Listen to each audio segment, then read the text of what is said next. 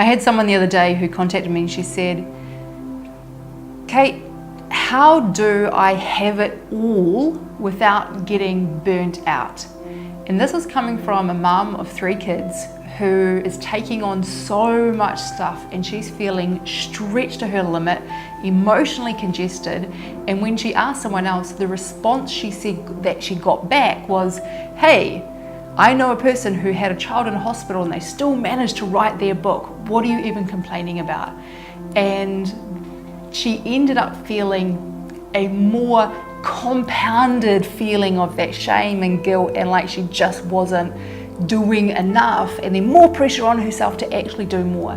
So how do we do it? Because I know we have these conversations out there which are fabulous around you can do anything, like really stretch big, step up, show up, push, which in so many ways are great. The conversation around you can have it all is awesome in some respects, yet it's incomplete. The rest of the sentence, I think it was cut off. It's like, if we were to complete the sentence, is you can have it all if you're willing to be so freaking clear on all of the stuff that you're actually not gonna say yes to.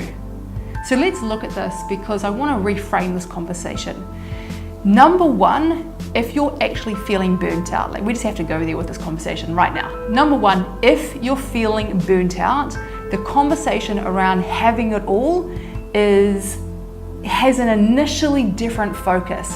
Yes, you can really stretch up and big, but you have to be willing to step back and actually take care of your emotional, physical, mental needs, first of all, to unwind your nervous system, to build yourself back up, so that then you're at a place of full capacity to make those really great decisions like, okay, so what are the best things that I need to do for myself? What are the things that are the most important for me? What are my rocks? Actually, I've got another whole video on how to identify what your rocks are. Click the link below on that one. And actually to get really freaking clear on, actually, these are not my things. This is not really important to me. I've been acting out of other people's urgencies, responding to and knee-jerking to when other people are snapping their fingers. And it's easier to be able to see that and draw really clear boundaries and say really clear, actually, no, not gonna do that, when we're not overburdened, when we are not burnt out. So number one, if you're feeling burnt out, you need to be able to step back and unwind your system. And there's actually another video on exactly my burnout strategy, which is linked below this video. I highly recommend you go and check it out. It's about power of attorney in ICU, the strategy that I use every so often myself. So number one is actually, if you are feeling burnt out, deal with that. That becomes your biggest rock. Then number two is, from that space of actually having like space, like room to breathe, then pop up, go bigger picture in your life and actually look at what are the most important things in my life that, regardless, they are my top priorities.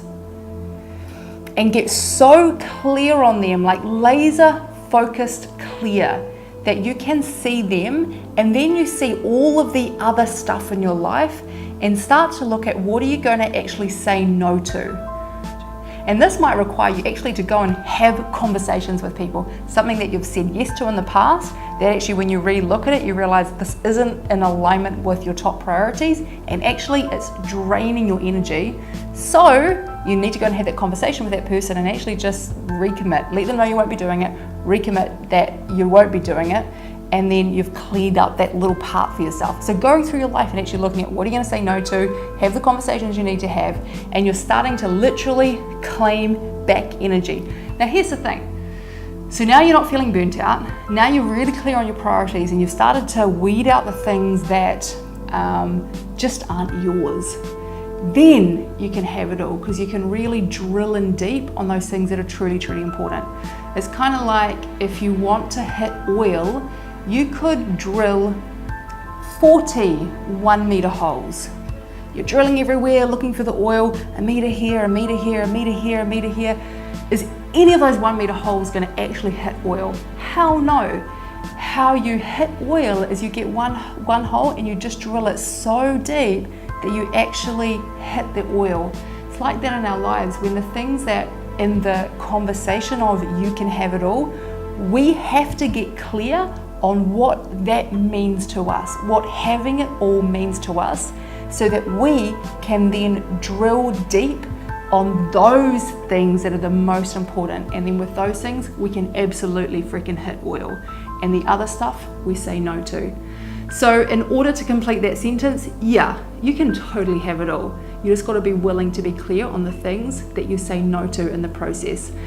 What have you heard from this? Pop it in the comments below. And if you're new to my channel, please get subscribed, and I'll see you in that next video.